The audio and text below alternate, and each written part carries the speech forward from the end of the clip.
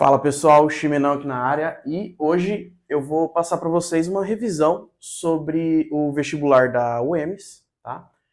Hoje eu vou falar com vocês sobre a prova de 2022. Já existe no canal aqui uma prova sobre o vestibular de 2023, que foi com o professor Girelli, e hoje eu vou resolver com vocês a prova de 2022, tá? Então, iniciando aí com o exercício 41 da nossa prova de Química, temos o seguinte: as águas nos oceanos ao redor do mundo armazenam cerca de 20 milhões de toneladas de ouro. Infelizmente, a concentração é na ordem de parte por trilhão, o que torna a busca uma tarefa extremamente difícil. Em 1990, pesquisadores descobriram que existe cerca de 1 grama de ouro em 100 milhões de toneladas de água do mar. Com base nessas informações, é correto afirmar que a concentração em quantidade de matéria de ouro é de aproximadamente. Então, temos 1 grama de ouro em 100 milhões de toneladas.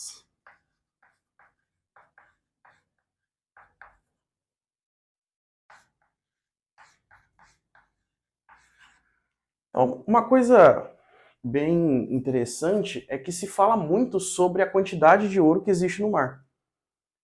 Porém, essa quantidade de ouro ela é tão pequena que se torna muito caro retirar esse ouro do mar. E até na Terra, hoje em dia, é muito difícil de se extrair ouro. Cada vez a gente tem que processar mais parte sólida para conseguir ouro. Então, pode ser que um dia a gente consiga retirar ouro aí de uma maneira viável comercialmente, né? Então, coisas importantes aí, pessoal. Essas informações que eu anotei são as informações que ele dá aí no texto. E, basicamente, o que ele pede é para a gente calcular a concentração de ouro na água, tá? Então, a concentração que ele nos dá aí é em mol por litro, tá? Então, temos que transformar esse volume aqui em litros e essa massa em mols. Primeira coisa, eu acho que é mais fácil a gente transformar isso aqui em litros, tá? Então, vamos lá.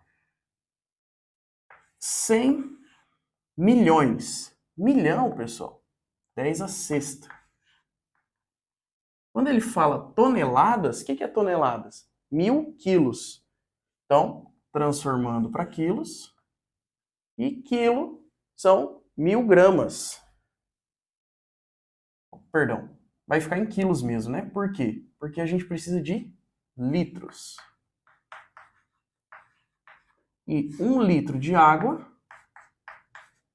equivale a 1 quilo. Então, eu transformei esses 100 milhões de toneladas em quilos, ou em litros, né? Então, eu tenho esse valor aqui. Esse 100, eu posso até colocar ele em 10 a segunda, vezes 10 a sexta, vezes 10 a terceira.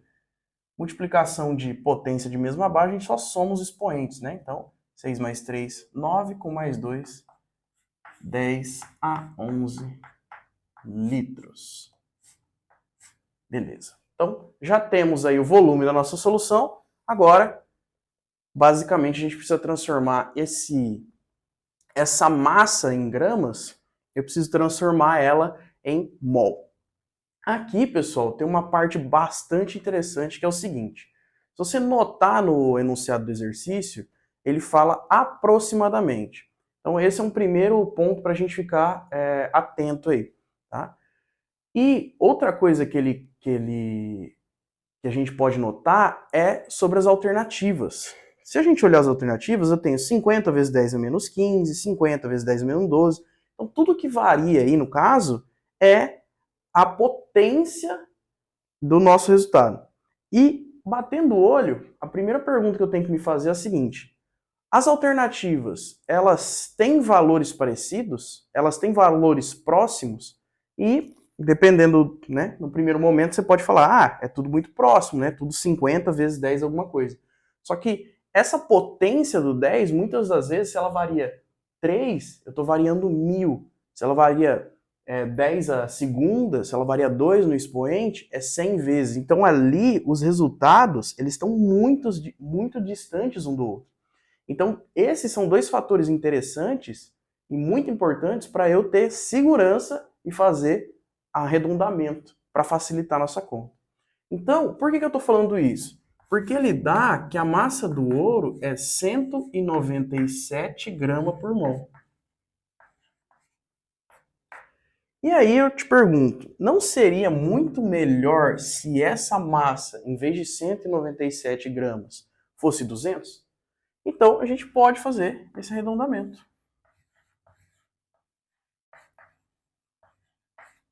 Certo? 200 gramas por mol. Isso vai facilitar a nossa conta quando eu for transformar essa massa em mol. Então, qual é a relação que eu vou fazer aqui?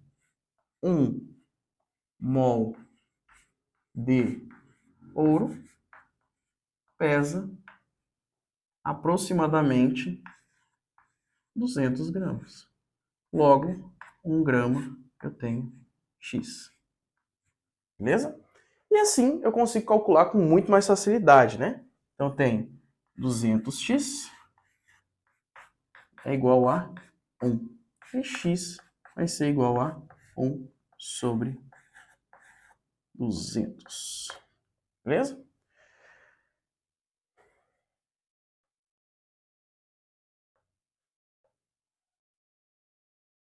Essa conta aqui, pessoal, eu posso colocar ela já em notação. Vai facilitar a minha vida, tá? Para depois eu realizar a conta. Então, esse 200 nada mais é do que 2 elevado à segunda. Então, eu tenho 1 sobre 2 vezes 10 à segunda. Como eu tenho uma 10 elevado a algum número aqui, eu posso jogar ele para cima com um sinal invertido. Então, eu vou ter 1 sobre 2 vezes 10 a menos 2. Beleza? Ok. 1 sobre 2 nada mais é do que meio, né? Então, 0,5 vezes 10 a menos 2. E agora é só calcular a concentração da nossa solução. O que a gente tem de volume é isso aqui. Lembra lá da formulazinha? Concentração, massa ou número de mols dividido pelo volume. Logo, o que temos aí de concentração, de número de mols é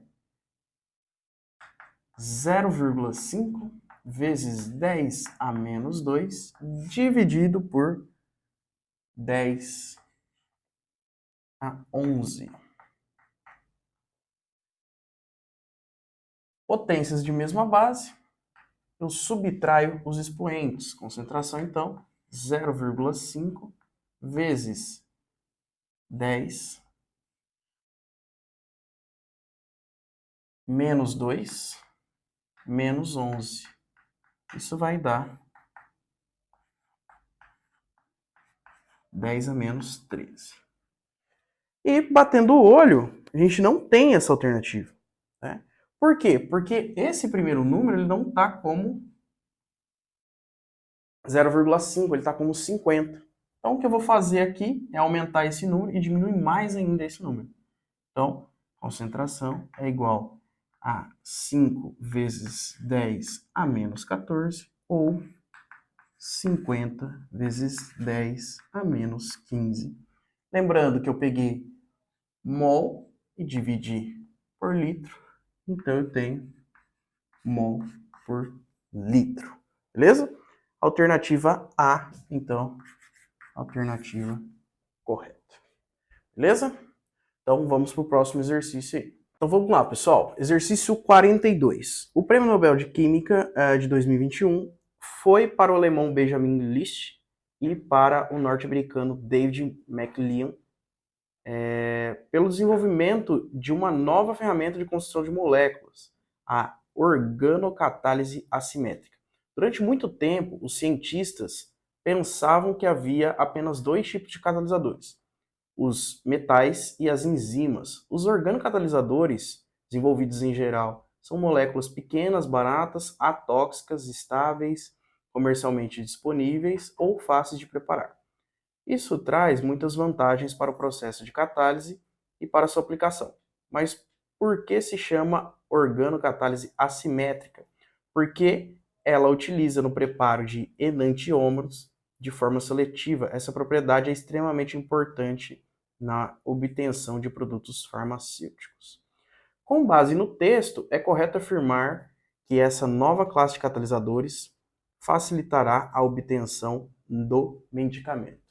Pessoal, então, no exercício aí, tem uma palavra bem importante que vai fazer com que a gente procure nas moléculas aí, que é essa palavra aqui, ó, enantiômeros, tá?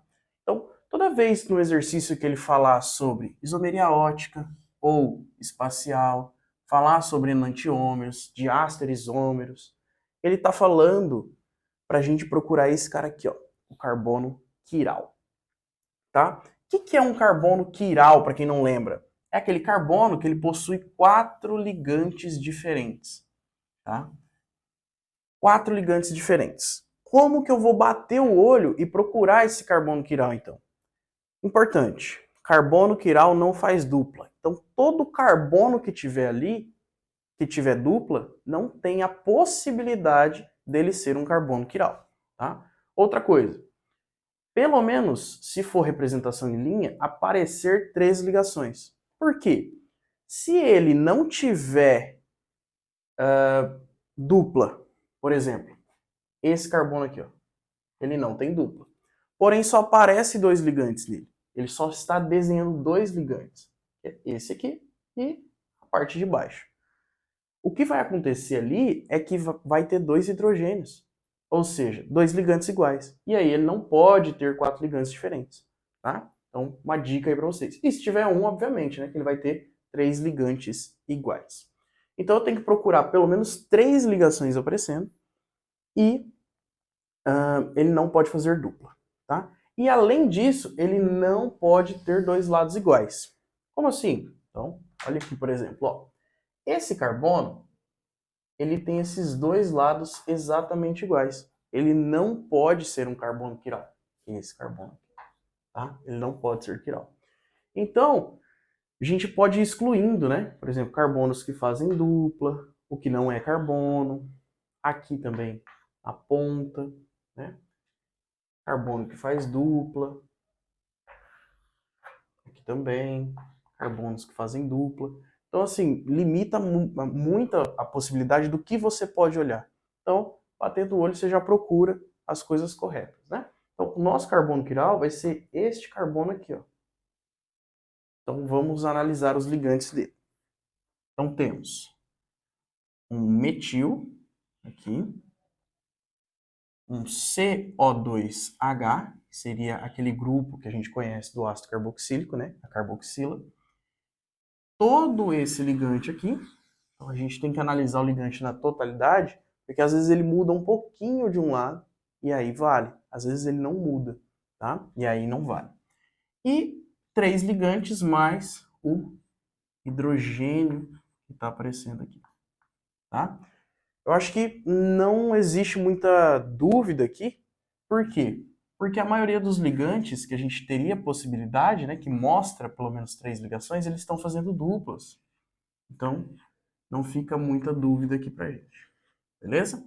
Então, é isso. Vamos lá então, pessoal. Exercício 43.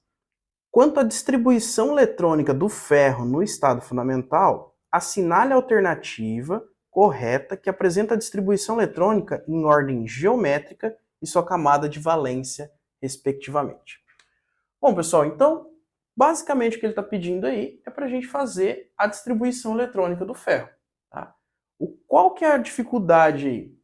Eu acho que talvez seria a distribuição no formato geométrico. Tá? Então, fiz o diagrama de energia ali para a gente seguir, tá? E vamos fazer a distribuição. Coisas importantes, ele falou que é estado fundamental. Por que é importante falar do estado fundamental? Porque no estado fundamental, o que a gente tem aqui são o número de prótons. E no estado fundamental do ferro, o número de prótons e o número de elétrons é igual. Então, é só fazer a distribuição eletrônica seguindo o número de prótons. Então, lembrando que eu vou fazendo a distribuição eletrônica e somando os números que estão aqui em cima, que representam os números de elétrons, até chegar no número que está indicado ali. Tá? Então, 1s2, 2s2, 2p6. Aí uma dica, até aqui são 10. 3s2, 3p6, 4s2. Até aqui são 20. E 3d6. E temos o número 26 aí. Ok? Então, o que é a camada de valência? Camada de valência é a última camada. E lembrando que o número maior aqui é o número que indica a camada. Então, temos camada 1, temos camada 2, 3 e a última camada, camada 4. Então, a nossa camada de valência, ou seja, a última camada, é a camada 4. E nela temos 2 elétrons de valência. Ou seja, na última camada temos 2 elétrons de valência. E o que é a distribuição eletrônica na forma geométrica? Simples. Quando eu seguir a distribuição eletrônica na forma geométrica, vai estar sempre em camadas. Então, primeiro eu coloco a camada 1, do jeito que está aqui. Depois a camada 2, do jeito que está aqui. A camada 3 teria uma alteração. Qual que seria? Que primeiro eu finalizo o que tem na camada 3 e depois eu coloco a camada 4. Não vai mudar a distribuição, só vai mudar a organização. Vai ficar dessa forma. 1s2, 2s2, 2p6, 3s2, 3p6, 3d6 e, por último, 4s2. Beleza? Então, dando uma olhada aí, temos a letra D de dado. Tá? Então, nem precisaria organizar de forma geométrica, né? Somente a camada de valência já daria a resposta aí. Então, alternativa D de dado. Beleza? Vamos lá, pessoal. Exercício 44. O corindon é um mineral que tem como base o óxido de alumínio, sendo um dos minerais mais duros existentes. 9 na escala mols. Perdendo apenas para o diamante. Uma amostra de 100 gramas de alumínio com 75% de pureza em presença de oxigênio produz o dióxido de alumínio, denominado corindon. Determine a massa em gramas de corindon produzido. Bem simples, tá, pessoal? Um exercíciozinho de pureza aí, mas quando ela vem no início, acaba se tornando mais simples, né? Então, vamos lá. O que temos de início aí para começar é que ele fala que tem 100 gramas de alumínio e que a pureza é 75%. Nem preciso fazer conta aqui para saber que, no total, o que eu tenho de alumínio é 75 gramas. Beleza? E aí, o que eu vou ter que fazer? Esses 75 gramas, ele quer saber quanto de minério vai gerar no final. Tá? Então, basicamente, o que eu preciso é montar a relação que está aqui. Então, perceba que os coeficientes estequiométricos, como a reação já está balanceado, eu tenho 4 alumínios aqui e aqui eu tenho 2 do minério. Então, vamos montar essa relação. Então, 4 vezes... Qual que é a massa do alumínio? Aqui, 27, ele deu aí no exercício, né? E 2 vezes a massa do minério. 2 vezes 102. Então, essa é a relação que eu tenho. E lembrando que isso daqui é alumínio. Isso daqui é o minério.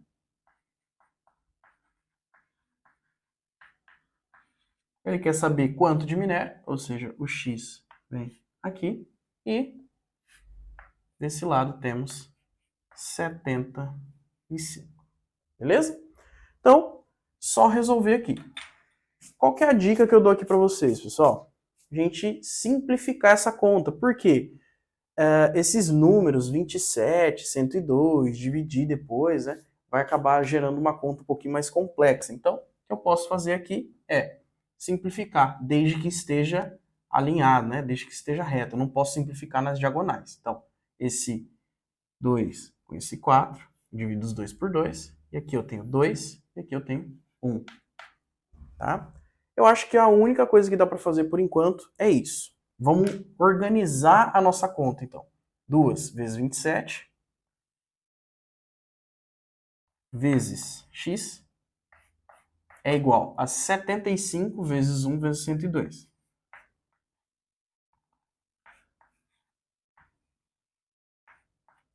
Beleza? Esse cara que está multiplicando esses fatores, a gente passa eles dividindo.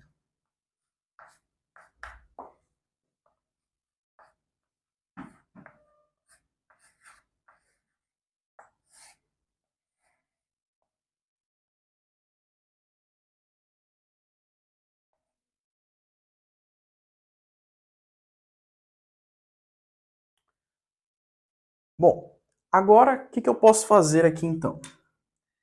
Perceba que o 102 e o 2, eu posso dividir os dois por 2, né? Simplificar essa fração novamente. Tá? Então aqui vai ficar 1 e aqui vai ficar 56.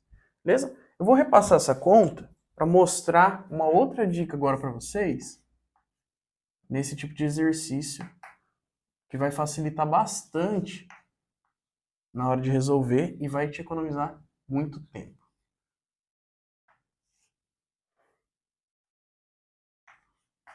Olha só, pessoal, seguinte. Batendo o olho aqui, eu queria muito que esse cara, esse 27, não fosse 27. Eu queria que ele fosse 28. Por quê? Se ele fosse 28, esse 56 seria divisível por ele, correto? Então, será que eu não posso transformar esse 27 em 28 para dividir esse 56 e simplificar minha conta e torná-la mais fácil? Bom, aqui eu preciso responder duas perguntas. Essa modificação, ela altera muito o valor? Então, ela vai aumentar uma unidade em 27. É muito? Não é, né? Vai representar ali menos de, sei lá, 2, 3%. Aí, a segunda coisa que eu preciso olhar são as alternativas e ver se elas estão muito próximas uma da outra. E o que a gente percebe é que não está, né? 280, 75, 200, 140. Então, essa modificação que a gente vai fazer aqui de 3%, ela não vai alterar a nossa resposta. Por quê? Porque as nossas respostas elas são distantes uma das outras. Então, eu posso fazer esse arredondamento. Então, vou transformar esse 27 em 28. E aqui eu posso dividir esses dois, simplificar. E em cima eu tenho 2, embaixo vai ficar 1. Então, x é igual a 75 vezes 2. Perceba que isso me economiza muito tempo, porque senão eu ia ter que fazer o quê? 75 vezes 56 e depois dividir por 27. Tá? Então, 75 vezes 2 vai ficar 150 gramas de minério. Beleza? Então, olha a alternativa D. 141. Então, perceba que essa modificação ela não vai bater em cima, né? Mas perceba que não ficou próximo de mais nada aí. A gente pegou um número aqui, que estava dividindo e aumentou ele, ou seja, vai diminuir o valor da nossa resposta. Beleza? Então, é isso. Então vamos lá, pessoal. Exercício 45. Corantes, sejam eles de origem natural ou sintéticos, têm sido utilizados durante séculos pelo homem. Alguns compostos, como indicado a seguir, são responsáveis por 60 a 70% de todos os pigmentos existentes e possuem alta estabilidade e cores intensas, o que tornam muito apreciados em alguns setores da indústria têxtil, cosmética e alimentícia. quanto à estrutura do corante abaixo, assinale a alternativa correta. Pessoal, então ele fala que a maioria dos corantes são derivados desse cara aqui, tá? O que ele modifica? Então ele faz algumas reações químicas, consegue alterar a cor desse cara aí, tá bom? E qual que é a característica que mostra pra gente que isso daqui é um possível corante? Então por que isso daqui tem cor? Por que isso daqui gera um corante? Então, para que haja cor, o ideal é que na estrutura química tenha ligações duplas alternadas, ou como ele diz aí no exercício, ligações duplas conjugadas, tá? Então, vamos iniciar aqui, ó. Eu tenho uma ligação dupla, uma ligação simples, uma ligação dupla, uma ligação simples, dupla, simples. Aí, seguindo aqui, eu tenho uma dupla, uma simples, uma dupla, uma simples. E vai a sequência aí. Então, quando ele fala de ligação dupla conjugada, é o que ocorre no anel aromático, no benzeno, é isso que eu tenho que ficar de olho, tá? Em ligações duplas alternadas. Então, vamos ler aí. O composto faz parte da classe dos aminoácidos, sendo esses os responsáveis pela promoção da cor na sua estrutura. Pessoal, o que é aminoácido? Tem que aparecer uma função amina e uma função ácido carboxílico. Função amina, de fato, aparenta aqui, ó. Apresenta, aparece. Mas função ácido carboxílico não aparece, tá? E mesmo que aparecesse, não é isso que faz com que ele tenha cor. Alternativa B. A estrutura possui 3 nitrogênios terciários, conjugados ao anel aromático, e estes promovem cor no composto. Então, olha lá, de novo. Nitrogênio terciário. O que é nitrogênio terciário? É um nitrogênio que está ligado a 3 carbonos. Então, o único nitrogênio terciário que a gente tem é esse, ó. 1, 2, 3 carbonos. Esse está ligado a um carbono, esse também, e esse aqui está ligado a apenas um carbono. Então, não é nitrogênio terciário, tá? O que caracteriza esse composto como um corante é a presença do grupo aromático. Então, grupos aromáticos. Talvez daria um pouquinho de confusão nessa questão, por conta dos grupos aromáticos terem as ligações duplas alternadas, né? Mas eles não são definitivos para que tenha a cor aí.